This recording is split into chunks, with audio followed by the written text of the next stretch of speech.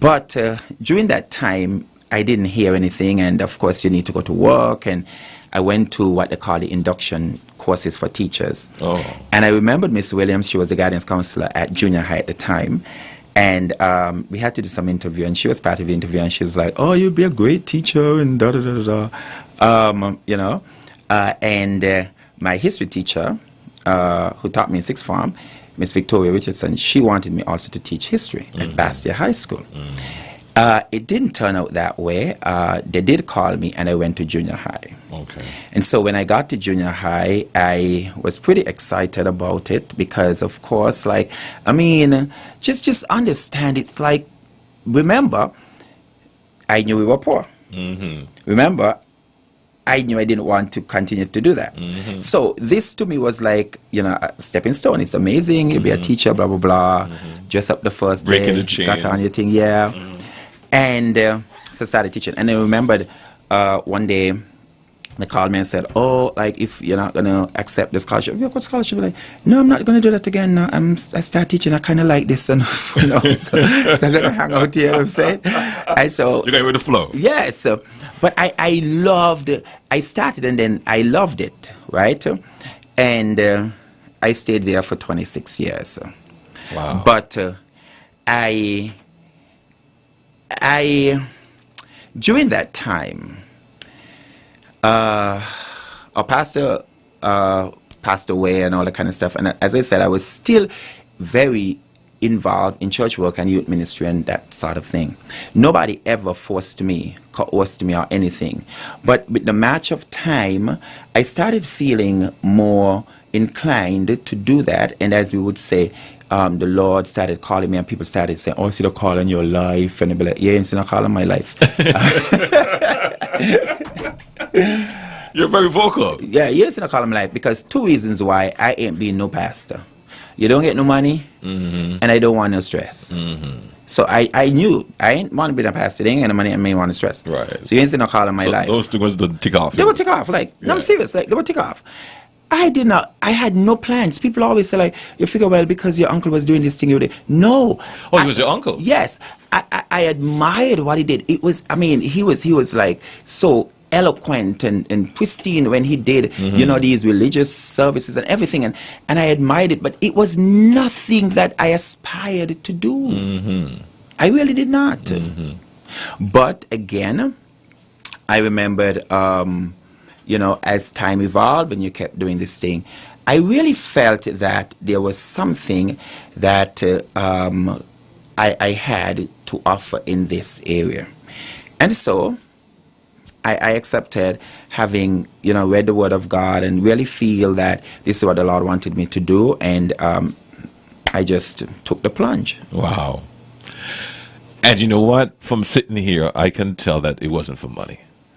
Well, it wasn't for money because I've always looked at the church, and especially the tradition that I grew up in, as one that was liberating for people. It was liberating for us as kids. Because, when Pastor Connor started the Baptist movement in St. Kitts with 22 folks, it was because, he felt the Lord called him, and it was to, as he said, enlighten the darkness that he saw. And for us growing up in that tradition, before there was school meals, he had school meals.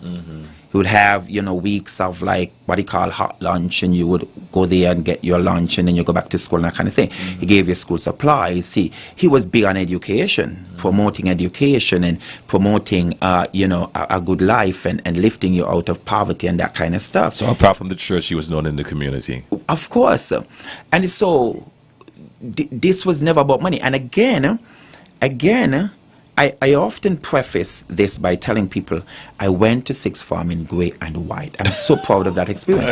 And the reason why I tell people that is I say to them, I am no dummy. Yeah. I am no dummy. Yeah. So why would I go into church work for money when I could have done a career path which would make me tons of money? It would be foolish for me to do that. So it was never about money. It was more of what I believe the Lord wanted me to bring to his people. But it's more than a plunge from listening to you. And I'm assuming you, and I'm hoping that you can correct me. When you were making the transition, my daughter was just coming into Washi at the time. And I not believe you were still there. And I remember briefly crossing paths with you, and you shared with me that you were going to leave. And I sense a joy, I sense a ear of excitement. What really made you make that plunge? Was it the fact that you knew this was the right time to do it? Was it something that happened to you personally at that time that said to you, I should say, you know what, Connor, now is the time to make this thing full time? Well, of course, I was pastoring and teaching at the same time, but I left the school in I think it was 19. But I had said to a class, I think it was the graduating class 3 years prior, I think it was in 2016, that they were going to be my last class. Well, they kept coming back and they'd be like, you told us you're going to be your last class, and I can't believe you're staying up here still. You didn't love us that much. I'd be like, yeah, but I didn't have the peace. I always preface whatever I do with having a peace, that I do believe that God gives that peace when he is directing us into circumstances. So it doesn't matter who agrees with me, who doesn't agree with me. If I feel at peace, that's what I'm going to do. And that comes again from my call to pastorate when reading the book of Nehemiah. And Nehemiah assessed and evaluated Jerusalem by himself. The Bible says he went up in the night on his beast, him alone, and he evaluated. And so for me, when I'm making decisions, I take into consideration, of course, what people say, you hear them. But at the end of it, I just do what the Lord tells me, because I know his way is perfect. And whatever happens in the end, even if it costs me my life, his way is perfect, because my life belongs to him. My life, the Bible says, is hid with Christ in God. So obviously nothing can harm me except he allows it to happen. If I then listen to people and not to him, I am not trusting him with my life. So at that point, when I was leaving, I had peace that it was time to actually leave. It wasn't because I think the kids were difficult to deal with or whatever. No, it was just that I felt it was peace and it was that time to actually leave. What is it, God, you're going to do? I don't know, and I don't need to know. But what I need to do is just trust you in the circumstance. And I know that your way is perfect and you are going to make it right. How you made this start into pastoring? Well, that was back in 2002. When I was ordained, I went away to study, and I did my first degree in communication studies. And after that was completed, I went on to seminary, and I did a master's in theological and biblical studies. And I came back, and then I was ordained as a pastor. Like everything else, a business venture, a new venture, I had no idea what I was supposed to do. I was working in the church all the time, but it's different now. You're the pastor. You can't blame nobody. If you are just working in the church as a ministry leader or something, you can say, well, it's the pastor's fault. But now I'm the pastor. And I remember the day after the ordination, I got up and I looked out and I saw the sun, and I was like, what do I do now? I had no idea what. Were you petrified? Were you petrified, or just concerned? I was just concerned because here is it. It's people's lives that you are dealing with. It's people's lives. What you say to them is going to make a difference, whether for good or for bad. They have entrusted you to speak into their life and to provide guidance. So it is a humbling experience because lots of people don't have that opportunity. And you are also going to be impacting generations to come. The things that you say are going to live with people one way or the other. They are going to tell it to their children. They're going to tell it to their family. It's going to affect their career path. It's going to affect their marriage. It's going to affect their business. It's going to affect their life. And you are going to live on in the lives of these people. So that is a scary proposition. You don't take it glibly, and at the same time, you don't approach it like I am almighty, because you really need guidance in dealing with this. You're going to be working with people of different stratas, and you yourself have to be equipped, and you are not equipped. So that was something that was, of concern, and I knew then you really have to trust the Lord and the guidance that He gives to you, because you are also going to be calling into your presence certain giftings and people and that kind of stuff. You're going to have those who are of the lower income status, those are high income, and that's and stuff. So that's a powerful proposition to think about, and it's an investment people are making. You have to invest what they invest properly. Right. They invest their time. I mean, people give their life to church work. They invest their children. They trust you. You see children grow up from you dedicate them. Then they are they are toddlers, the infants. They go to the elementary stage, high school stage, tertiary stage. You see the whole evolution of their life before you. You see people put their monies in. That's an investment. People work for minimum wage and then yet put their monies into the church, and how you manage that is important. You're going to see people get sick, and you're going to have to pray with them and cry with them and feel helpless sometimes. It's something you put a lot on your plate to think about. I'm here. It's what the work requires. I know. But at the same time, I'm thinking to myself, my God, this man is putting a lot of stress on himself. No, it's not stress. That's why you are called, because his yoke is easy. And his burden is light. If you take up this thing because you want prestige and you want to be acclaimed, it's going to be hard. It's going to be hard. It's going to wear you out. It would wear you out. So, in other words, then, you're looking at the task ahead of you and wondering, okay, how to navigate through the obstacles to come? Yes, because it's human. It's human. It is human. That's why Moses struck the rock when God told him to speak to it. It's human. You are trusting in God. You are believing in Him, but it's human. And people can't see what you see because you are an opinion leader. You are innovator. You are pioneer. They can't see. You are casting a vision. You're telling them that we are going to be displaced in 10 years, but they want to be there today. You're telling them we're going to be there in 20 years. Oh, wait, 20 years? Wait, 20 years, when 20 years going to come. They can't see it because they walk by sight, but you are walking by faith. So it is a very delicate place to be. You're going to hurt some people intentionally and unintentionally. Fortunately for me, I've tried never to hurt people intentionally. But no matter what you say, because Daddy, I have no evil bone in me to treat people bad. I don't. So just based on people's interpretation. You could interpret it, and I could be. I can be misunderstood, and I can do something that hurt you that I did not know was going to hurt you, but my intention was for good. Okay. I follow you. So I wouldn't deliberately go and say, "I'm going to do you this." Or create a situation to hurt you. I wouldn't do that. But you can misunderstand what I have done. And that happens often because as a visionary, people who are walking by sight, they don't understand where you are going.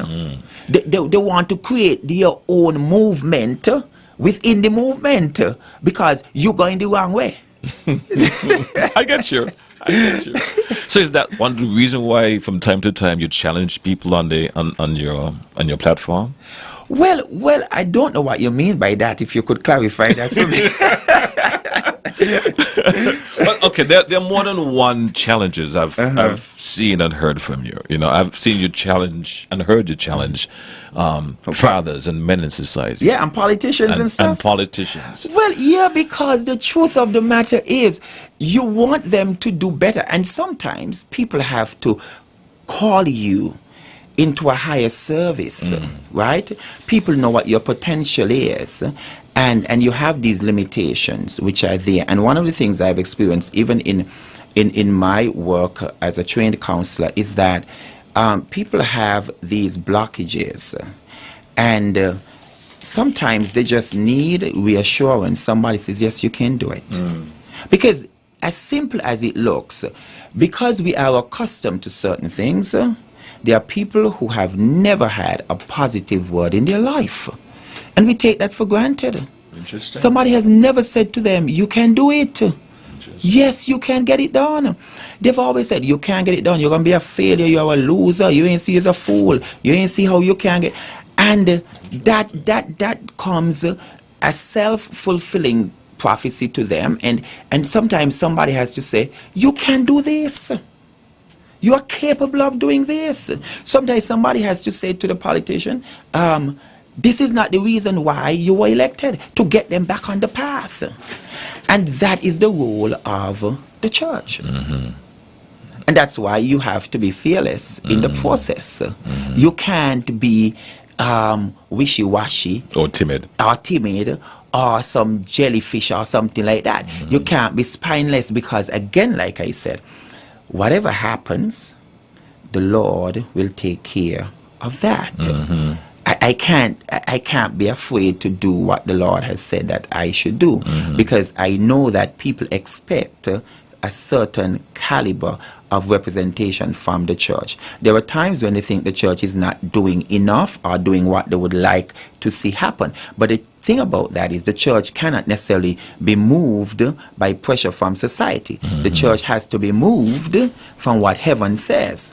So when Samuel went to ordain and to anoint a king, and Jesse brought all of his good, handsome, strong, strapped sons, and the Spirit of the Lord did not say to Samuel, anoint any of these. He said, there is still one. Samuel said to Jesse, well, the Lord ain't touched none of these. He ain't touched me hand to anoint these. So there has to be somebody someplace else.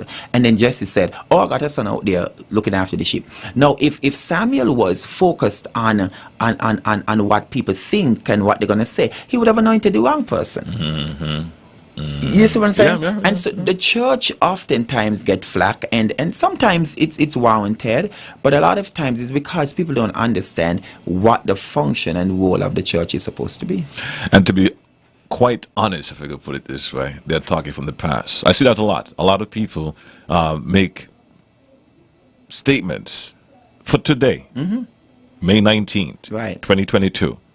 Based on something that happened back in Yes. 1977, Yes. August 25. Yes, that's right. And paint everybody with the same brush. With the same brush. And, Yes. and mind you, never went back. Yeah. Don't know if the church, got new benches. Right. Exactly. Yes. and they come on the radio. Yes. But my thing is this though, and this is no pun intended to anyone or an attack to anyone. I think it's time that our society speak up.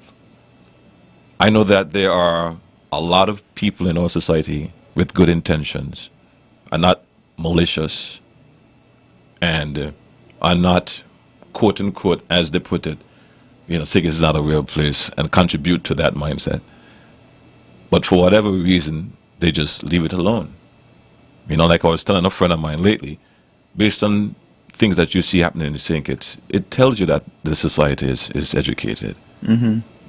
But too many people listen to the minority, which is very loud right now. And we need to get that under control. And I don't think our society is out of control. I just think that the people who can make a difference and the people who should be speaking up, they're not speaking up. Well, I hear that all the time, but I often believe that it is important for one to use wisdom. And there is a time, says Solomon, to speak and a time to be silent. And everybody does not need to speak on every issue. Some issues are better spoken about by certain sectors of society. And some issues are not worth speaking about at all. And that's just my thinking. some things take care of themselves with the passage of time. But I think it's not merely about talking. I think it is about organizing ourselves. And what happens is we talk, but we never organize ourselves. So an issue happens, and it affects a particular group of people in a real way, then they are passionate about it, but they never mobilize themselves to become a structured group or body so that they can mitigate against this thing taking place again.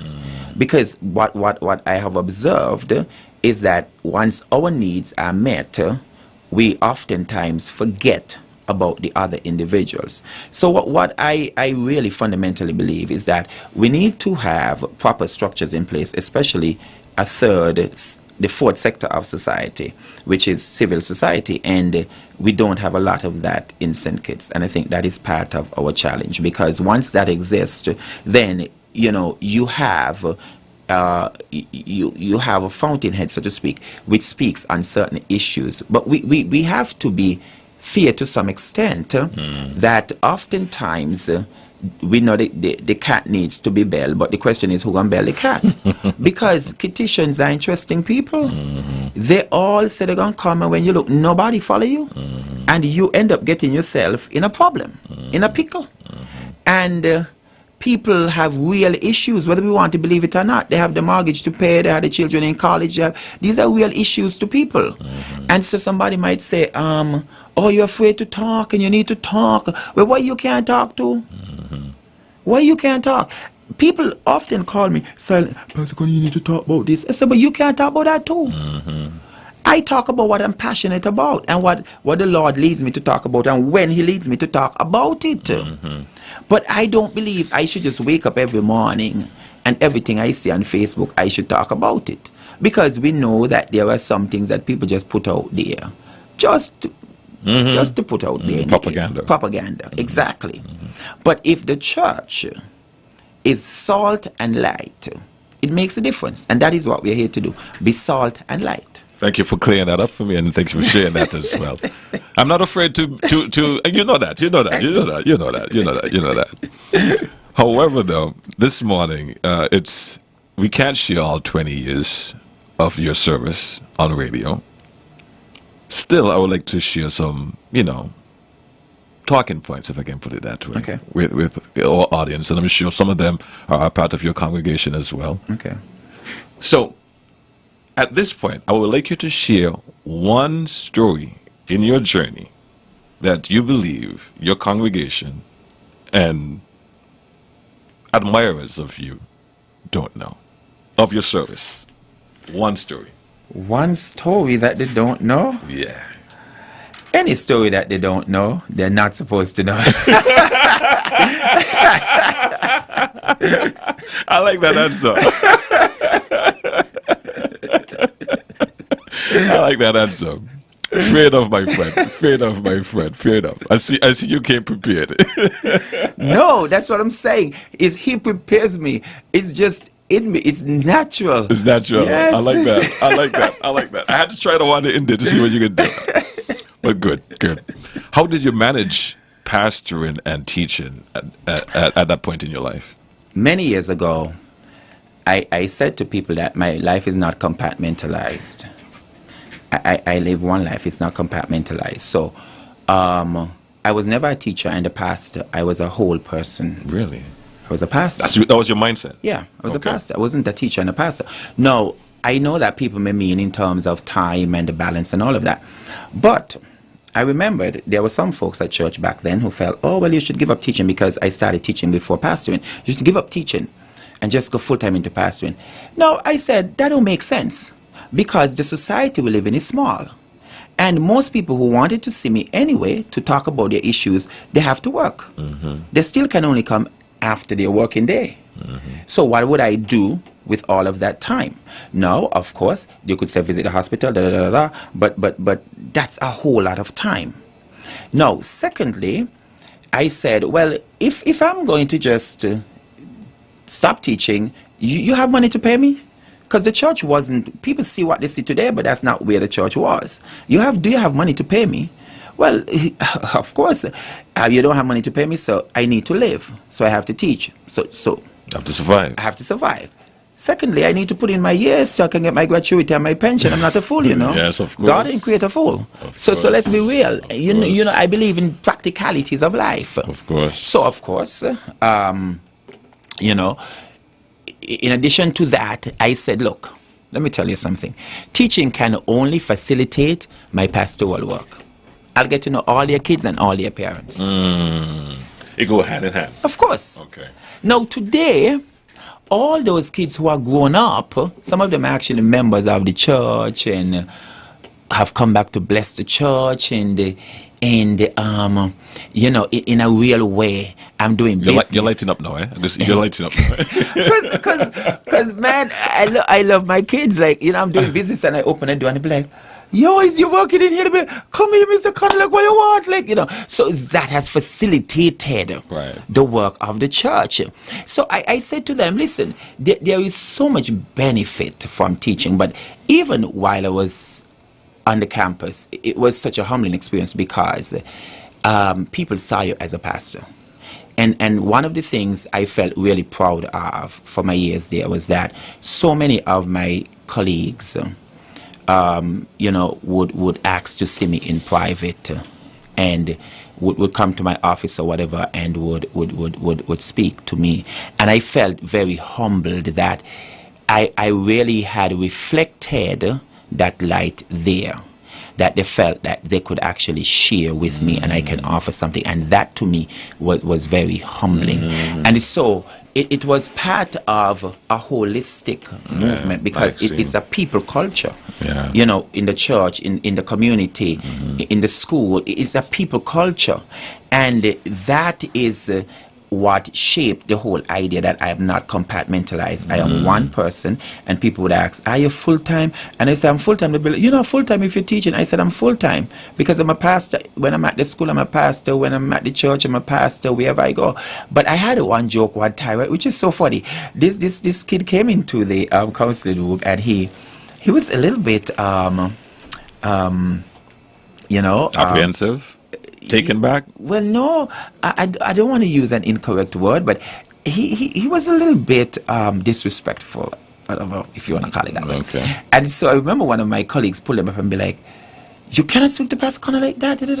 And so they sent him to the office, whatever. I had to go to the office and mitigate the situation. And he said, which was the best thing ever. He said, yeah, but man, he's a pastor in this school. I thought only in his church he's a pastor. And you know what? It was so enlightening because a lot of times we take kids for granted and we need to hear them out. And the young man was so genuine. He thought only when I was in church, you say pastor. He said, when he in the school, he ain't a pastor. Man, he's a pastor up here. I thought like only when he in his church, you say pastor.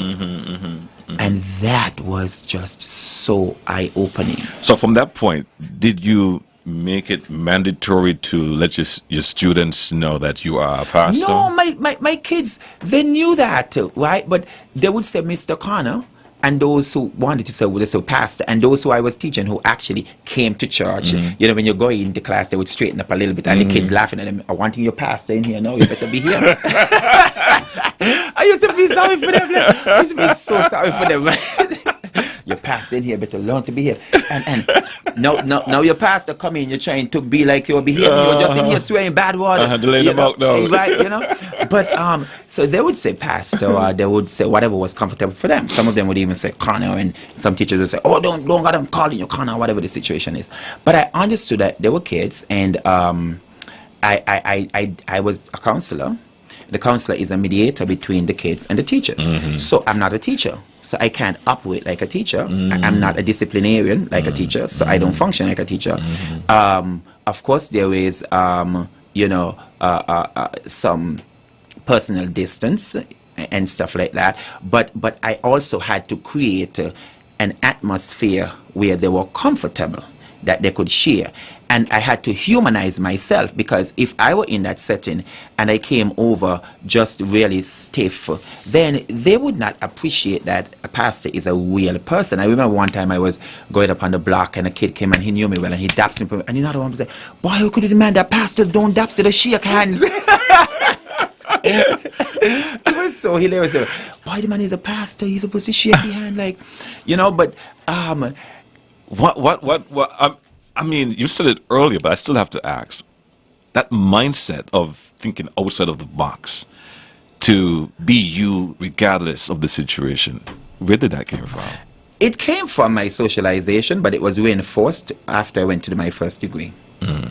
I grew up knowing that I had to do what was necessary to survive. So when everybody had water and in their yard, and they had I had to catch water from the standpipe. Go down the road. Yeah, go down the road and catch water from Miss Walgen's shop and head it back up. And there was no pride in that. It's what I had to do. But I knew I had to do it because I wouldn't be doing it for my entire life. And remember I told you that from the time I knew myself and you were poor, I lived my life based on certain principles and guidelines. So I knew that I had to do this. No, this is what I had to do. But I'm working towards something that is greater. So it didn't matter what you think about me. My condition is not my conclusion. So say what you want about me now. But wait until you see me later. I hope you're going to take it. Right? So I was willing to do whatever. I mean, people don't understand my life. They don't know me. I know some people listening this morning be like, yes, tell them I know you. But they don't. They don't. But some people know me, but some people don't. This is what they see now, but they don't understand it. So I grew up like my grandmother. I grew up with my grandmother, and my grandmother be like, don't care what people say about you. You just do the right thing and keep going. Don't study with what nobody say. So that for me was like shame was never a part of my experience. So when someone stepped up to you and said, you shouldn't be behaving that way because you're a pastor, that just went right over your head, right? Yeah, because the thing is, if I know that I'm not doing anything that is wrong, it might make them uncomfortable, and it's not my intention to make anybody uncomfortable. But at the same time, I do believe I shouldn't suffer in silence. I am not going to suffer in silence. So that is a mantra of my life. I'm not suffering in silence. I don't have to be despicable in speaking to you either. But at the same time, I need to let you know how this experience has impacted my life. So if I go into town to do business and you're not doing the right thing, I think I have a right to tell you that. And don't tell me, behave myself. When I behave myself, people say that all the time, like you're in school, because in their mind, a pastor is supposed to function this way. That's what I'm saying. And I'm saying, no, there is, I'm not. Don't put you in a box. Don't put me in a box. You understand what I'm saying? And so that came from that. But when I went to study in the United States, I was like, this is amazing. Like, what, the culture? The liberation, right? For whatever you want to call it. And the fact that I had people in my class who was in their 90s, dragging the little pullman, could barely walk across campus for whatever reason. These old ladies are going to college. Yes! And they are pulling their thing across and going. And I'm like, this is amazing. And you go to St. Kitts and they're telling you, you are supposed to confine yourself to this. And I'll be like, once I go back to that place, like, yo, you can't tell me, like, I need to do this or do that. I'm trying everything. Even if I'm 50 and I never climb a tree, I'm going to climb a tree. It ain't matter, because they like to tell you, you're old, go sit down. Yes. And I came back with a different mindset. And in particular, I remembered one morning, GQ, I was going class. I remembered. And I was living off campus, and it was winter, and it was Oklahoma, like, I mean, it's crazy. And I was walking to school, and I remembered, the tears were almost like frozen in my eyes, but my heart was just like crying. And I said, when people don't come out here and got you all of this, ain't got no money, people don't know how you live, you don't tell your parents, you don't tell your friends, because you understand what you have to do. You understand why you're gone there, the sacrifice. And so people got you all of this, and you come back, and then people going to ask you who you support, who your family support, before they could employ you. They ain't employing you based on your employability and your skills. They're employing you based on who your family support. And that might even be who you support. But because and people sacrifice so much, and they be like, yo, when I go back to that country, like nobody better even try to slow me down or stop me, because I'm Ain't not gonna gonna do happen. that. Ain't gonna Right, happen. right, It's not gonna happen, right. right? And so that kind of informed my thinking. And having those experiences, I would encourage young people to make the plunge, and if they can get, a different platform, and they can get out of St. Kitts, and don't forget where they came from, but take that platform. Don't let a boyfriend and girlfriend and nothing keep you back. If it to be, it will be. If it to meet somebody else, you're gonna meet somebody else. Just take the plunge and go. Stick a pin there. Now we're talking about relationship. Coming to that. Do that. And I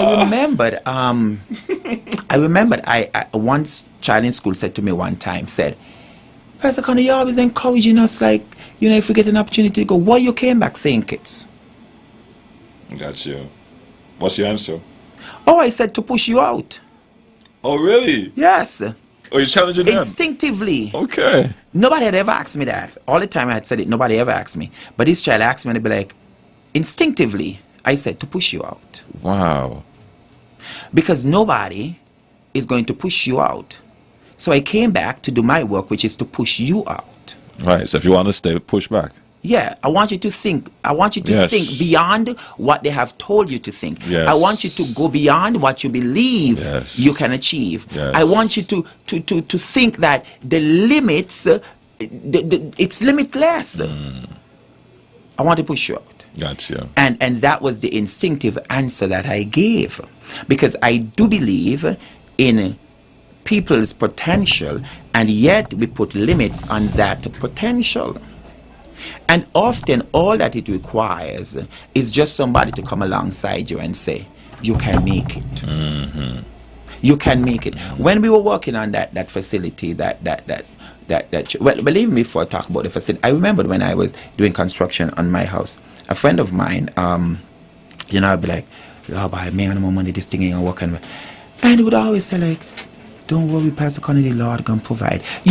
I've said that so many times, but it was at that point of need, when it was really a point of need, and they said, don't worry, the Lord will provide. That those words were so profound. And oftentimes that's all that people need, is that encouragement. No, you see me looking back and forth. I have a guess at it should be now. Okay. But what I'm going to do, right? Because Bradley is not going to be here for Frank and Candid this morning, so we're going to take it up to 11, and then I'll have that conversation with the young lady. Is that okay with you? That's fine. Because I want to hear your answer to my question. Okay, that's fine. So let's continue. Yeah, so your questions now. Relationship. That's the next one. You speak about not letting relationships hinder you from moving forward. Is that one of the reasons why you're not in a relationship? Well, how do you know I'm not in a relationship? Well, I'm asking technically. But I don't think I need to tell the whole world if I'm in a relationship. Oh, so that's your answer to the question. But I know that people say, well, why you never got married, or whatever the situation is. Several things. Number one, I personally didn't understand all of it. Okay. And I look back and I remembered, in your culture they said, you need to do this and do that before you get married. Yeah. And so you're doing Line up all your those ducks. things and time going, Yeah. and you're not thinking about that. You're not focused. They never focus you on the fact that both of you will work or can work together. They say, oh, the man needs to do this and that and that and that before you actually get married. And the truth of the matter is I was a little picky. Yeah, some people who know me still would think that I'm easy to get along with. I'm really easy, but I was a little picky, right? And you would come close, and then you'd be like, no, I don't like that person, whatever the situation is. But I promise you, I'm getting married. Okay. Well, today is the 19th of May, 2022, on national radio, right? Not just On to me, national not radio. just to me, eh? On national radio. You promised. On national radio. You're getting married. On national radio. Is that one of those promises that No. comes? Listen to me. I am all but married. Okay, I'm waiting for the twist now. Go ahead. I'm all but married. But I'm just going to give you the date. Because you're going to just hear. Okay. All right. Fair enough. That's right. Fair enough. Now, I'm going to ask My final question, which I think will take us up to 11 o'clock, which is a form of the question I asked earlier in terms of a story, but this is a story that you can share that we have not shared this morning. Like I said, 20 minutes, I mean, an hour is not enough to share 20 years. So, in leaving, what would you like to share with the audience and your congregation and admirers? I've had tremendous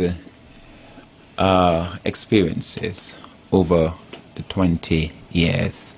Some have been good, some have been bad. But the thing that blesses me the most is really being there to support people. That has been the thing that is most encouraging to me, to be there to actually bless people.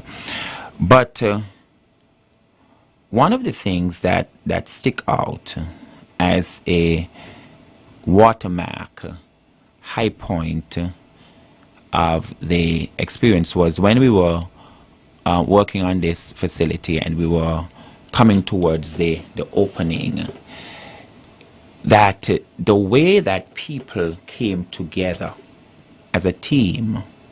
I saw people took vacation. I ain't telling you they're taking a vacation, but then they took vacation and came around the church to make sure that everything was in place for the opening. And when I saw how people descended upon the facility and had given up, like I said, their vacation to do that and that sort of stuff, it demonstrated, one, their support for the vision for what was happening, demonstrated their care for their pastor. It demonstrated how they valued the leadership, and it taught me and reinforced that we can make that happen in our country likewise, because it was almost, in my mind, a national experience. People were so excited, oh, Anti-Baptists are building this new church, and everybody was a part of it. And I looked at it and I was humbled because they did not have to do, they did not had to do what they did. And I would always be grateful for that experience, because when I look at it, it is merely that I was a conduit, I was a person who God was using, but at the end it was the people who made it happen. And I often said to them, if you can look at this, what you have done in this experience, you can do this in your own life. And that is why we put on that building, with God all things are possible. They can make that happen in their own life. For me, when they come to the church, whatever we do as a church, I want it to be a catalyst for them. When we appreciate them, I want them to go back and the way they feel, appreciate their children, appreciate their spouse, appreciate their family, appreciate the people they work with on their job. We see it as a training ground to turn out people. They're not all going to be perfect. Some of them working with you and they might be doing the right things, but it's a journey. And it's a work in process, but it is one that I believe will reap rich reward and dividends. And that is why, for me, I continue, because I can see the benefit of it, the volume of young people. This young man, who came to our church when he was just in first form of the high school, and he said, when I came, and that time we were in Infirmary Road, he said, and I would see people going away to study and how the church treats them and wish them well and give them this big offering and love on them. And he said, he sat there 12 years and he said, I want that for myself. I want when my turn comes. And he said, I was inspired and motivated because I wanted my opportunity when I was going to study. And that, for me, speaks volume. That is what it is about, reforming and transforming people. And for me, at the end of it all, if I can live on in the hearts of people, then I would have done what the Lord called me to do.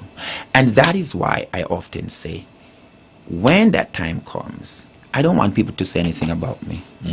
I don't want eulogies, tributes, nothing. I don't want absolutely anything. That's your request.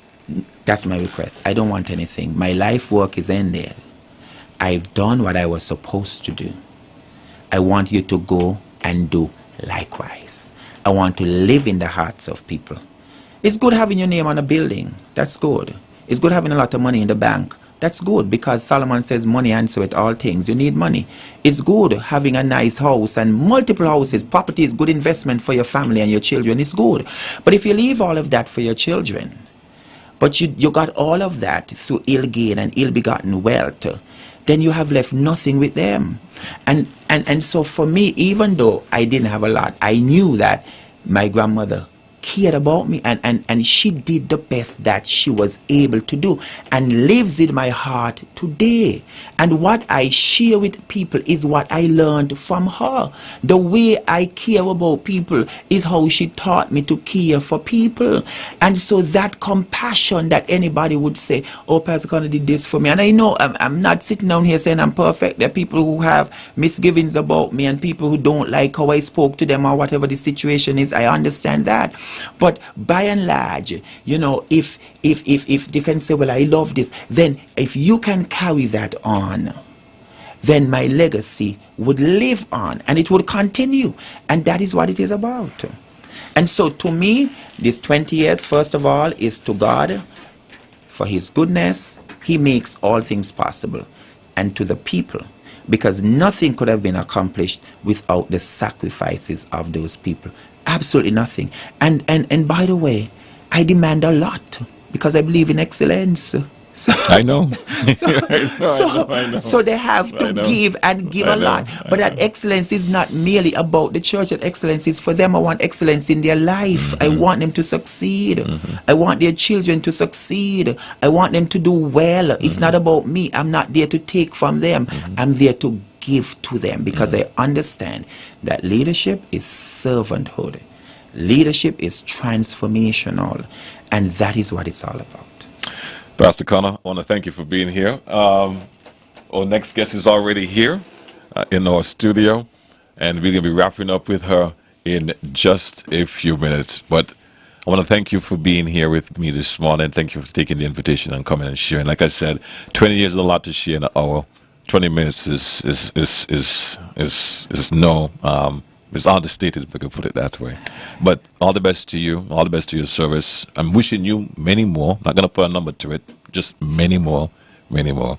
Thank you very much, my friend. It was good being here. Appreciate the opportunity. And I pray that this was some encouragement to somebody. If you can help somebody as you travel on, your living would not be in vain. If you have the opportunity to do good, the Bible says, if it's in your power to do it, do it. Sow your seeds. You never know where they will go. You never know what the result is going to be. Don't hold back when you can. If you can do good, just do it. Don't touch that dial. We'll be back right after this.